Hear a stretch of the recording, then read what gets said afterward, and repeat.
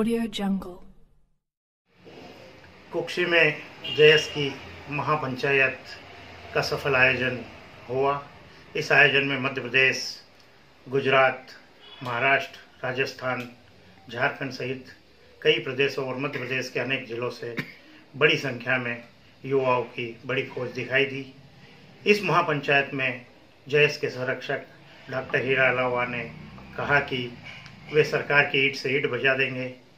बेरोजगारों को भत्ता, बेरोजगारों को नौकरी, 1 लाख पदों पर भर्ती, आंगनवाड़ी कार्यकर्ताओं को मानदेय, व्यापारियों का टैक्स कम, किसानों को सुविधाएं, ऐसे अनेक गंभीर मुद्दों को उठाते हुए उन्होंने सरकार को जमकर घेरा।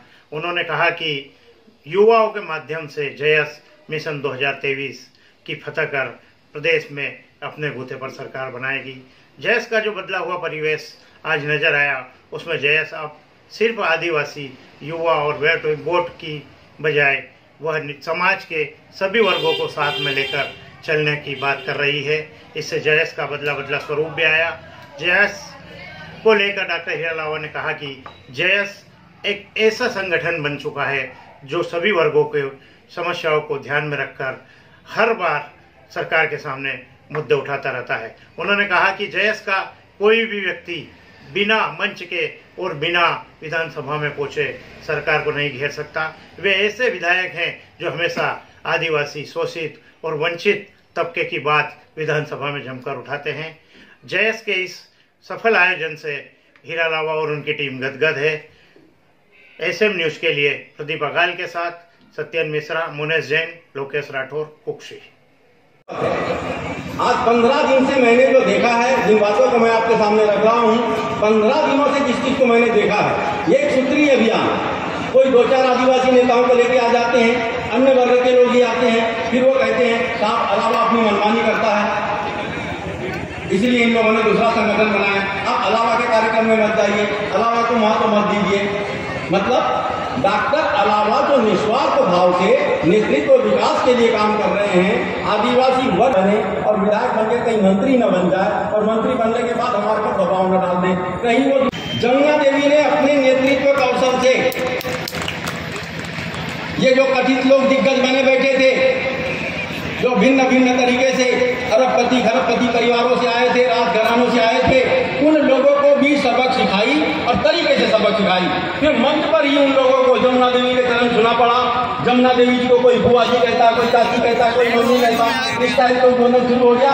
अरे आदिवासी नेत्री है, कोई महत्व नहीं देते थे। एक समय ऐसा आया तो सरकार उनके ऊपर फर्जी केस दायर करती है, उनके ऊपर डंडे बताती है। ऐसी सरकार का स्थायी इलाज करना आप सब युवाओं को 2023 में ये मिशन युवा नेतृत्व का नारा है मेरे भाई। सामान्य वर्ग का हो, चाहे पिछड़े वर्ग का हो, चाहे अनुसूचित जाति वर्ग का हो, चाहे आदिवासी समाज का हो, हम सब के साथ मिलकर उनकी लड़ाई लड़ने के लिए तैयार है मेरे भाइयों।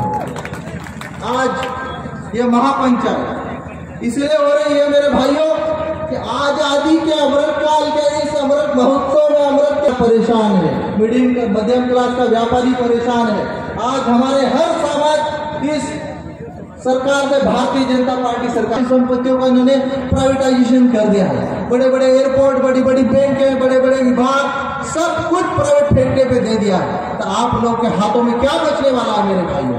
आप लोग अगर यही हालात रहे तो जो अंग्रेज हमारे देश को लूट के भाग गए, ये बड़े बड़े अडानी अंबानी जैसे कल जाके 10-10 हजार और कुछ लोग निकाल देंगे कि हीरा लाल अलावा को चुनाव में हरा देंगे। अरे भाई, ये राजनीति का भूखा व्यक्ति नहीं हो तो शौक से राजनीति में आ गया हूँ। दिल्ली क्षेत्र में अपनी बातों के लिए, अपने समाज के लिए, अपने क्षेत्र की आवाज़ उठा के और वहाँ की व्यवस्थाओं पर लड़ाई लड़ सके, ये एक व्यवस्था परिवर्तन इसका मुख्य मकसद होता है। और हमारे लिए एक सबसे महत्वपूर्ण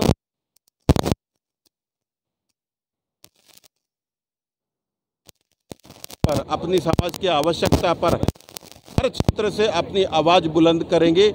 उसकी आवाज़ धार तक जाएगी, उसकी आवाज़ भोपाल तक जाएगी, उसकी आवाज़ दिल्ली तक जाएगी।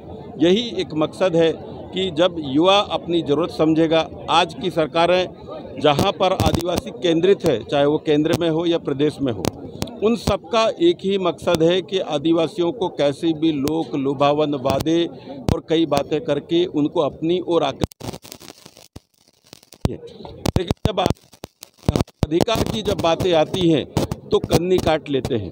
तो आज युवाओं को ये बात समझनी पड़ेगी, अपने नेतृत्व, अपने संगठन, अपने कैडर के माध्यम से बातें कैसे रखना है, किस सलीके से रखना है, किस तरीके से रखना है, ये नेतृत्व के गुण सीख के हम अपने अपने क्षेत्र की जब बातों को बुलंद करेंगे तब कहीं ये जो बड़े रूप में आती है। एक और जहाँ सड़क पे हमको लड़ने की ज़रूरत है, दूसरी ओर हमें सदन पे लड़ने की भी आवश्यकता है।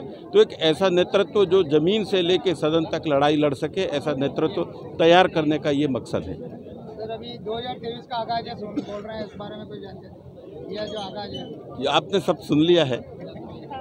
युवाओं को कोई संदेश सर? युवाओं को यही मैं संदेश देना चाहूँगा, अपनी आवश्यकता समझें, अपने क्षेत्र की बातों को आगे बढ़ाएं, लेके चलें, उनके लिए बोलना सीखें, उनके लिए लड़ना सीखें। कौन हमारा भला कर रहा है, कौन हमारा भला नहीं कर रहा है, कौन झूठे वादे कर रहा है, ये पूरे इस स्थिति को देखते हुए, पूरे इतिहास को देखते हुए हमारा हितैषी कौन है, उसके लिए आगे हाथ बढ़ाना है। यही संदेश है, यही संगठन का मूल मकसद है। युवाओं को और आज के महासभा के बारे में कोई जानकारी? आप लोगों ने प्रिंट मीडिया के माध्यम से, इलेक्ट्रॉनिक मीडिया के माध्यम से जिस प्रकार से जयेश महापंचायत को रात दिन से जो आप लोगों ने हम लोगों को जो सहयोग दिया, आपका भी इस महापंचायत को सफल बनाने में कहीं न कहीं बहुत बड़ा अहम रोल रहा है। साथ ही साथ जिस प्रकार से महापंचायत के लिए जो ज़मीनी जयेश युवाओं ने जो वर्क किया है, ग्राउंड पर लेकर जो मेहनत कर रहे हैं, उसके लिए जो आज जो साकार परिणाम जो देखने को मिल रहे हैं, आज जो महापंचायत में जो इस प्रकार से सभी समाज के सभी वर्ग, सभी समाज, सभी धर्म के लोगों को हमने इस महापंचायत में हम लोग एक समाज जोड़ो अभियान के तहत ये महापंचायत आयोजित की गई है। ये निश्चित है कि मिशन युवा नेतृत्व के थीम पर हम लोगों को हर समाज, हर समुदाय और हर जाति के सहयोग की अपेक्षा है और साथ में मिलकर हम लोग निश्चित 2023 और 24 में मिशन के माध्यम से, समाज के माध्यम से सभी समाज मिलकर हम लोग नए युवाओं को, पढ़े लिखे युवाओं को विधानसभा में भेजने की जो तैयारी है, इसमें हम फिर से समाज के साथ बैठ के चर्चा करेंगे और आगे बढ़ेंगे। यही हमारा संदेश है और युवाओं से संदेश है कि आप लोग सकारात्मक सोच के साथ आगे बढ़े। आपके साथ हर युवा कंधे से कंधा मिलाकर, हर समाज और हर जाति कंधे के कंधा मिलाकर आपके साथ चलेगी और आप सफल निश्चित हैं। एक क्वेश्चन और बाहर जो सुनने में आता है कि संगठन बिखरा हुआ है, उसमें छोटी सी बात कुछ आप लोगों ने जो देख लिया है, आपको मैं क्या उदाहरण दूं? जो लोग बोल रहे हैं कि जयेश टूट गया है, निश्चित हम जयेश को तोड़ने में या समाज को तोड़ने में नहीं, हम जब बल्कि जोड़ने में विश्वास करते हैं। और आज इसी का परिणाम है कि समाज में एक साथ इतने युवा साथी, हर वर्ग, हर समाज, हर जाति के लोग आए हैं, तो टूटने का सवाल नहीं है। हो सकता कुछ महत्वाकांक्षी लोग इसको अलग से, और जो कोई व्यक्ति विशेष जो इस प्रकार से जयेश को भ्रमित करके अपनी रोटियां सेकने के लिए जयेश का इस्तेमाल करके तोड़ने का जो षड्यंत्र कर रहा, वो कभी सफल नहीं होंगे। क्योंकि जो आज का पढ़ा लिखा नौजवान युवा है, वो जाग चुका और अपने अधिकारों को जानता है बखूबी, तो तोड़ने का सवाल नहीं, हम जोड़ने में विश्वास रखते हैं। आज इसी का परिणाम है, यहाँ पर इतने संख्या में लोग आए हैं और साथ में मिलकर काम करेंगे, आगे भी बढ़ेंगे, यही हमारा संदेश है। कल एक वीडियो वायरल हुआ है कि जयेश से ही वीडियो वायरल हुआ है कि बोले अगर हिलालाल अलावा कांग्रेस से इस्तीफा देंगे तो हम आपका सपोर्ट करेंगे। देखिए, ये ऐसे लोग हैं भाई, अभी कोई कुछ भी बोले, इस्तीफा दे, इस्तीफा ले। विधानसभा में डॉक्टर हीरा अलावा ने मध्य प्रदेश विधानसभा में सबसे ज़्यादा प्रश्न पूछकर मध्य प्रदेश के इतिहास में पहली बार आदर्श विधायक का, युवा विधायक का अवार्ड जीता है। तो किसी की अनुशंसा या किसी की चापलूसी करके नहीं जीता है, काम करके दिखाया है, जो कहा है उससे ज़्यादा किया है। तो विश्वास और भरोसा आपने आज की महापंचायत में देखा है, हज़ारों 20,000 से ज़्यादा जो युवा साथी आए अलग अलग जिलों से, तो कहीं न कहीं ये विश्वास मोहर लगाती कि हम सही हैं। और जहाँ पर 150 लोग से ज़्यादा नहीं हो पाए, अब उनको क्या, उनके आप बात करोगे।